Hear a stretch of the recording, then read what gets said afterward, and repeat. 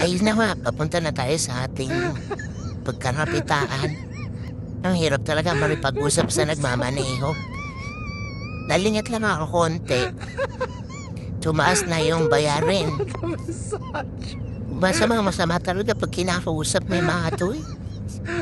Hindi, dinadaan ka dun sa may bayad na daanan. Kaya nadadaya ako. Ano pang gagawin eh, yun na yung presyo ng babayaran.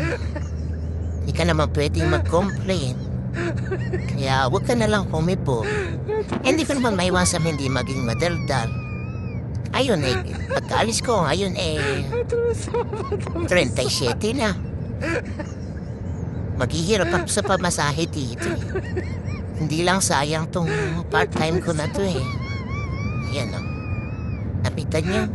Yan yung kinupuntahan ko, ang lalaki ng bahay. Pero ang pamasahe ko, bali umaabot din ng 700 pesos. Saglit lang. Ano saan ka naman sasabi? Wala naman jeep dito. Kaya pagtsagaan mo na yung taxi, kahit malaki yung pamasahe.